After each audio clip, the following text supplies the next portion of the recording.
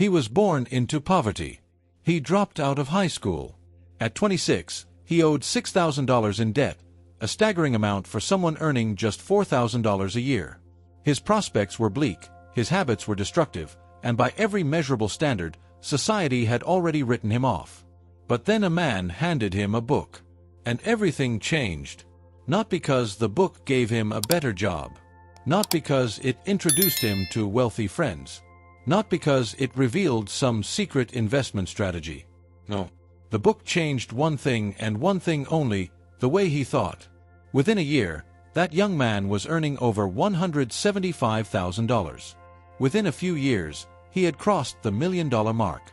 That man was Bob Proctor, and for the next 6 decades of his life, he dedicated every waking hour to answering a single burning question.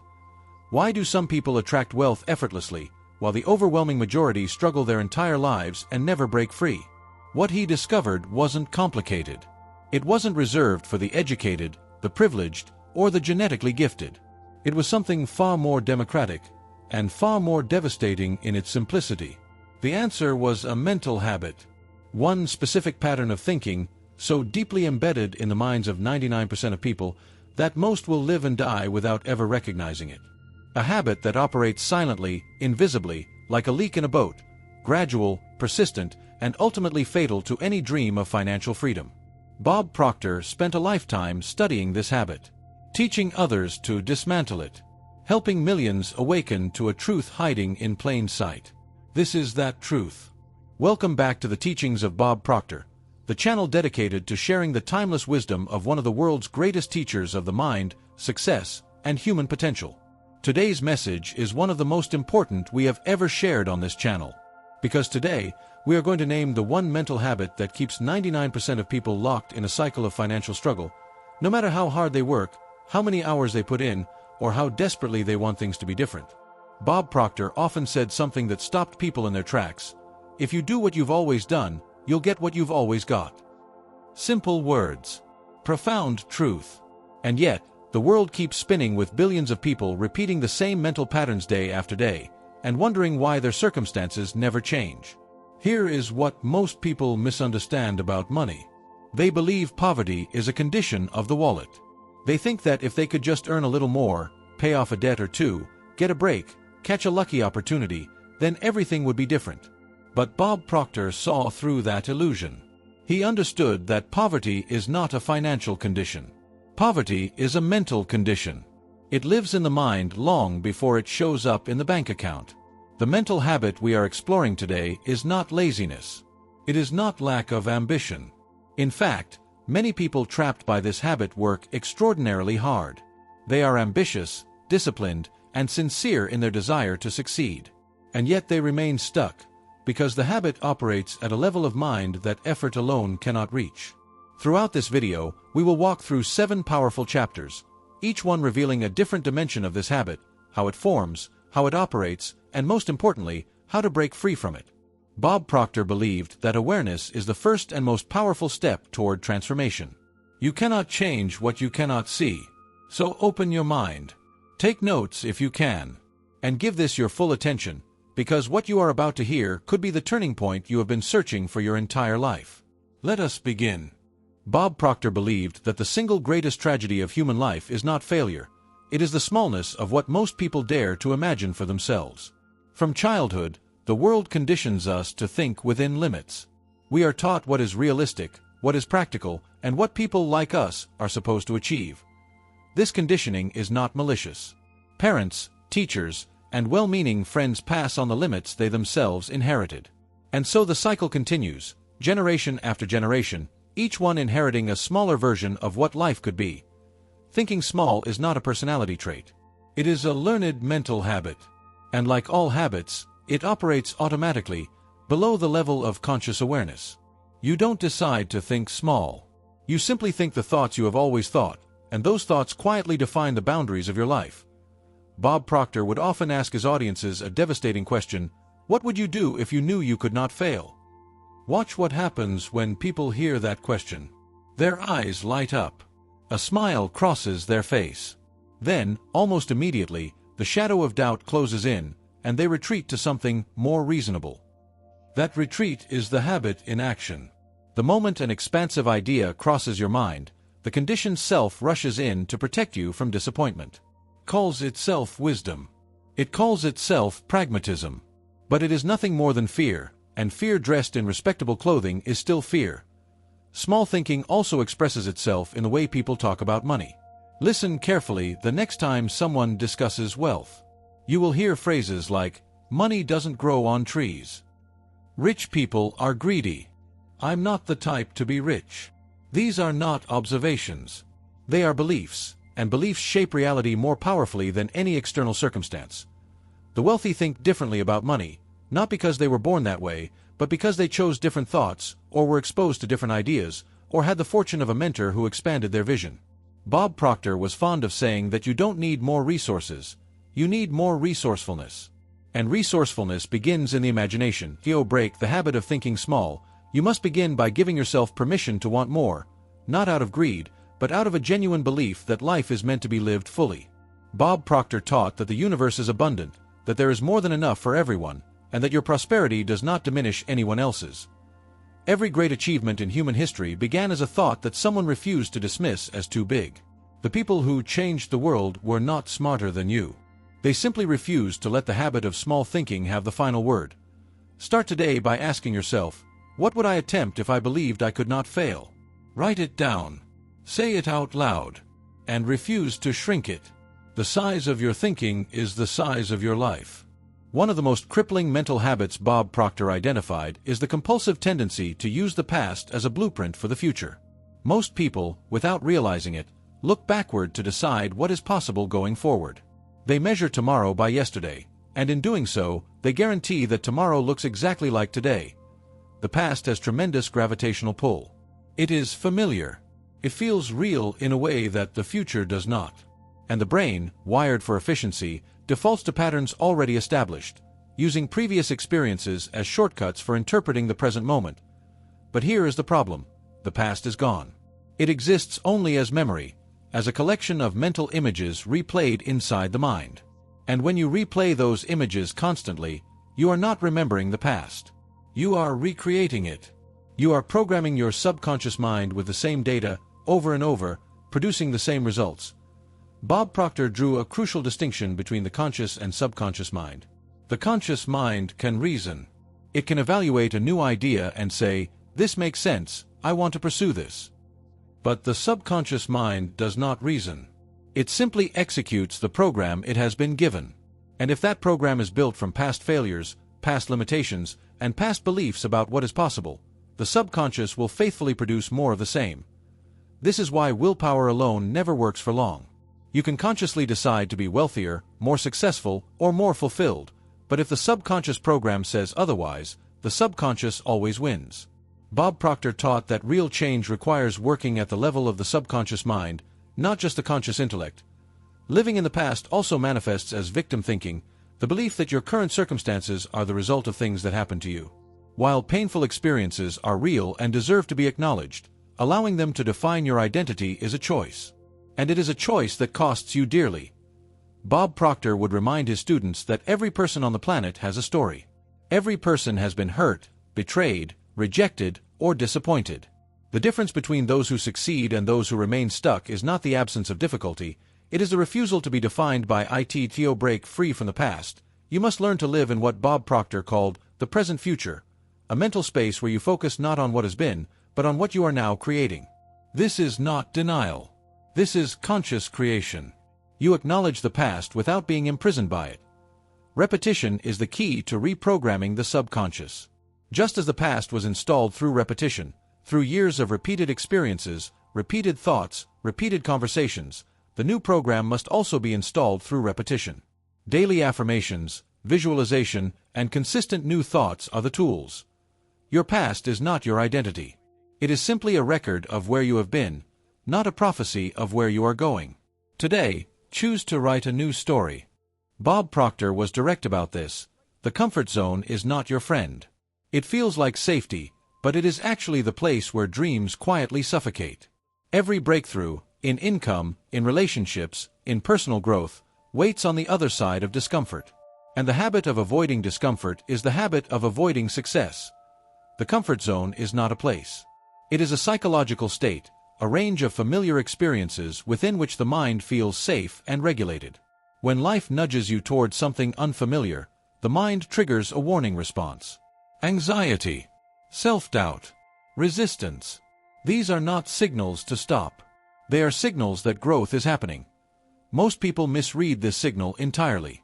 They feel the discomfort of a new opportunity, making a phone call, asking for a promotion, starting a business, investing, and they interpret that feeling as a sign they are not ready, not qualified, or not cut out for it. And so they retreat. Back to familiar. Back to comfortable. Back to poor. Bob Proctor often cited the thermostat as a perfect metaphor for the comfort zone. A thermostat is programmed to maintain a specific temperature. When the temperature drops, the heater fires up. When it rises, the cooling kicks in. The system is always working to return to the set point. Your mind works the same way, always working to return you to what is familiar, regardless of whether the familiar is serving you. This is why people who win the lottery often lose the money within a few years. Their internal thermostat was never adjusted. The outside environment changed, but the inner set point remained the same, and the subconscious worked tirelessly to restore the familiar level of wealth. Or rather, the familiar level of lack. Expanding your comfort zone requires a deliberate decision to take action before you feel ready. Readiness is a myth for the person conditioned to seek comfort. You will never feel fully ready. Courage is not the absence of fear, it is the decision to move forward despite the fear.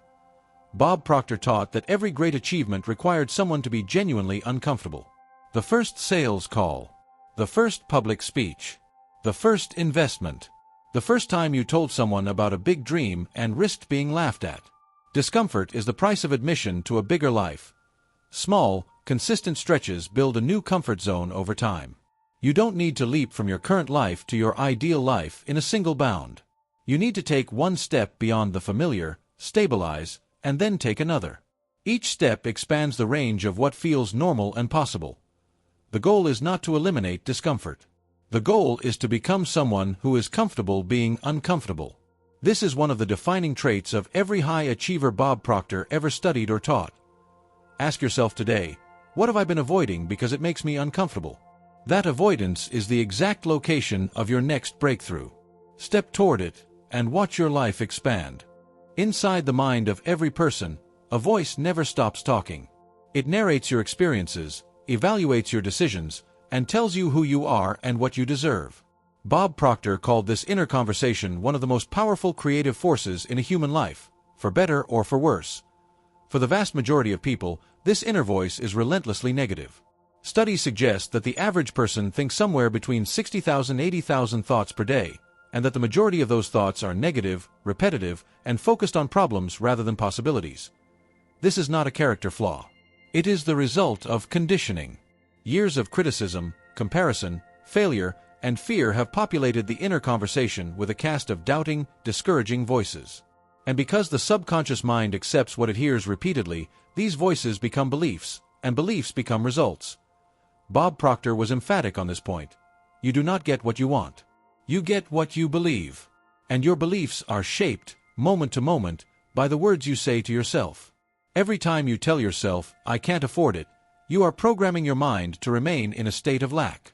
Every time you say, I'm not smart enough, you are closing doors that would otherwise open. The insidious power of negative self-talk is that it feels like honesty. It masquerades as realism, as the responsible acknowledgement of limitation. But Bob Proctor saw through this disguise. He understood that what feels like facing facts is often just rehearsing failure. You are not describing your reality. You are creating it. The shift begins with awareness. You cannot change a conversation you are not conscious of having. Start to notice the tone and content of your inner voice. When you catch a negative thought, I'll never be wealthy, this always happens to me, who am I to succeed? Recognize it for what it is, an old program, not a truth. Once you have awareness, you have choice. You can choose a new thought. Not a fantasy, a new direction. Instead of, I can't afford it, try, how can I afford it? The difference is not just semantics. One statement closes the mind. The other opens it to creative problem solving. Bob Proctor was a devoted practitioner of affirmations, present tense, positive statements about the person you are becoming and the life you are creating. Repeated consistently, affirmations reprogram the subconscious mind with new beliefs that drive new actions and new results. The words you speak to yourself are instructions to the universe. The subconscious mind does not debate, evaluate, or filter. It simply accepts and acts on what it receives. Feed it richness, and it will work to produce richness. Feed it lack, and it will produce lack. Starting today, become your own greatest champion. Speak to yourself the way you would speak to someone you love and believe in completely. Your inner world is always creating your outer world. Perhaps the most elegant trap the mind has ever constructed is the idea of the right time. I'll start when the kids are older. I'll invest when I have more savings. I'll launch the business when things settle down. It sounds reasonable. It sounds patient. But Bob Proctor called it what it really is, a sophisticated form of procrastination rooted in fear. The right time is a fiction. It does not exist. Life is never fully settled, fully prepared, or fully safe enough to act without risk. Waiting for the perfect conditions is waiting forever, and the person who waits forever arrives at the end of their life with a beautiful collection of reasons they never started. Bob Proctor understood that decisions create momentum, and momentum creates opportunity. The resources, the people, the ideas, and the timing that you need do not appear before you decide. They appear because you decide. Decision is the signal that activates the law of attraction and sets the universe in motion on your behalf. The habit of waiting is powered by two fears operating in tandem. The first is the fear of failure, the belief that if you act and things go wrong, you will be worse off than if you had not acted at all. The second is the fear of success, the terrifying suspicion that if things actually go right, your whole identity will have to change. Both of these fears are generated by the same source, a mind that has been conditioned to believe that safety lies in stillness. But Bob Proctor taught that nothing in nature is truly still. Everything is either growing or declining. And a life in permanent waiting mode is not standing still, it is slowly diminishing. Bob Proctor also addressed the danger of over-preparation. Many intelligent, motivated people spend years studying, planning, and preparing, and never actually begin. They mistake activity for progress. They convince themselves that one more course, one more book, one more certification will finally make them ready. It will not. Readiness comes through doing, not through waiting to begin. The antidote is imperfect action. Bob Proctor did not advocate recklessness. He advocated movement. Take the step you can see. You do not need to see the entire staircase to take the first step. Clarity comes through motion, not through contemplation. Decisiveness is a muscle, and like all muscles, it grows through use. Every time you make a decision and act on it, you strengthen your capacity for decisiveness. Every time you defer, you weaken it. The habit of waiting trains the mind to wait. The habit of deciding trains the mind to move. Bob Proctor would ask, if not now, when? And if not you, who? These questions are not rhetorical. They are genuine invitations to confront the cost of waiting. Every day of delay has a price, in opportunities not taken, in growth not experienced, in compound interest not earned. The best time to begin was yesterday. The second best time is right now. Make the decision. Trust the process. And step boldly into the future you have been postponing. Bob Proctor was not the first to observe the profound influence that our social environment has on our beliefs, our habits, and our outcomes. But he taught this truth with unusual depth and urgency because he had lived it. He knew firsthand what it meant to be surrounded by limitation and what it meant to break free from it. Human beings are deeply social creatures. From the earliest days of evolution, belonging to a group was a matter of survival. And so the mind is wired, profoundly, powerfully wired, to conform, to match the beliefs, behaviors, and expectations of the people around us. This is not a weakness, but it becomes one when your tribe is defined by limitation. Most people unconsciously absorb the financial beliefs of their immediate circle. If everyone around you believes that wealth is for other people, that struggling is normal, and that big dreams are naive, those beliefs seep into your own mind like water into soil. Not through argument, not through logic, simply through repetition and proximity. Bob Proctor was specific about the danger of constant exposure to pessimism and small thinking. He did not advocate abandoning loved ones or becoming cold to those who struggle. But he was clear: if you want to change your life, you must change the voices you listen to. You must seek out people who have already achieved what you aspire to, people whose thinking will expand yours rather than contract it. This includes the media you consume. Bob Proctor understood long before the age of social media that the images, voices, and ideas we allow into our minds become part of our mental programming. A constant diet of negative news, complaint culture, and scarcity thinking shapes your expectations of reality, whether you realize it or not. Mentorship was one of Bob Proctor's most powerful teachings. He credited his own transformation to the mentor who introduced him to Think and Grow Rich, and then to the decades of mentorship he received from Earl Nightingale. He insisted that every person serious about success must find a mentor, someone whose results they admire and whose thinking they can study. If a live mentor is not available, books, recordings, and teachings become your mentors. Bob Proctor himself spent decades listening to Earl Nightingale's recordings every single day.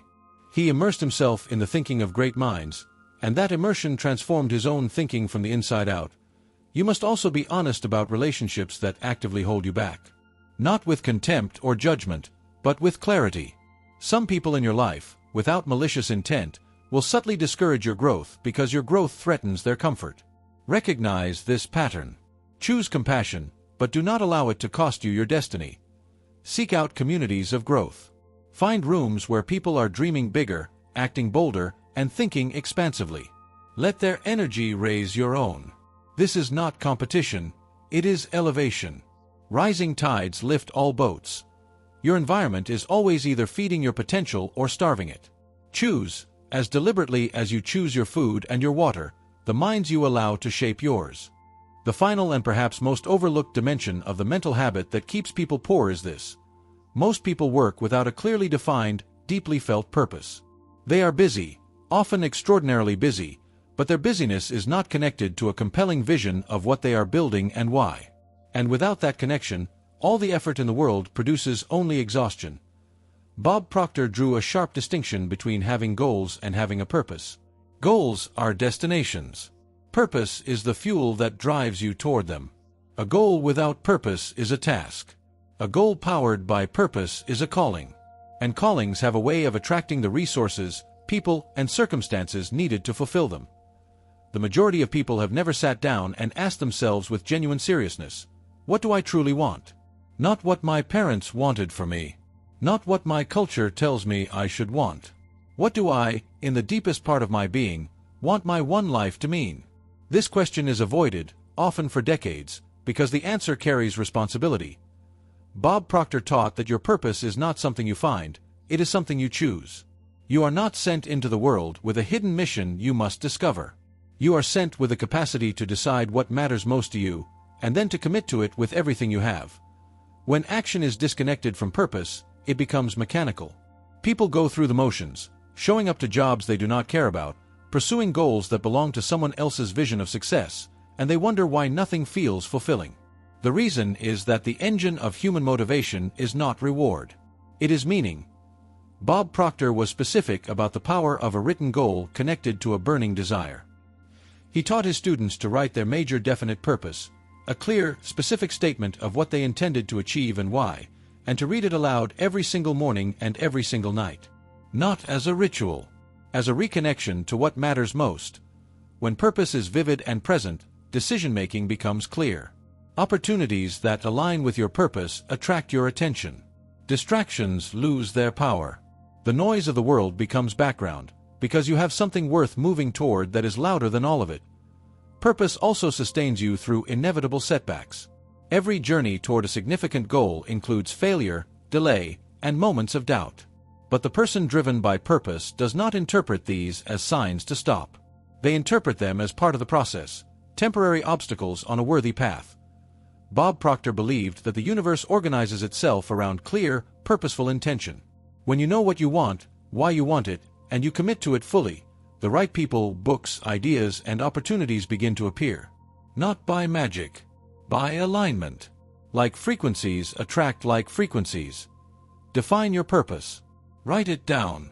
Connect every action you take to that purpose.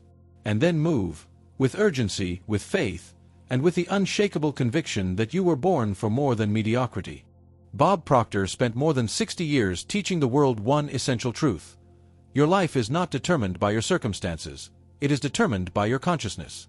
The mental habits we have explored today, thinking small, living in the past, seeking comfort, speaking negatively to yourself, waiting for the right time, surrounding yourself with limitation, and disconnecting action from purpose, are not character flaws.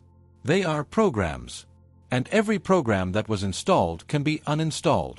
The work is not easy. It requires daily commitment, ruthless self-awareness, and the willingness to become unfamiliar to yourself. It means trading the comfort of the known for the promise of the possible. It means choosing, every single day, to think thoughts that align with the life you want rather than the life you have. Bob Proctor did not promise that this path would be painless. He promised that it would be worth it. And the millions of lives transformed by his teachings stand as living proof. If there is one message to carry with you from this video, let it be this: you are not your history. Your past does not have to predict your future. The mind that created the problems you are facing is not the mind you are stuck with, it is simply the mind you have used so far. Begin today to use it differently. Feed it with new thoughts. Expose it to new ideas. Connect it to a purpose worthy of your potential. And above all, believe, really believe, that the life you imagine is not just a fantasy. It is a blueprint. And blueprints get built. Thank you for watching the teachings of Bob Proctor. If this message moved you, share it with someone who needs it. And remember, as Bob Proctor always said, you were born rich.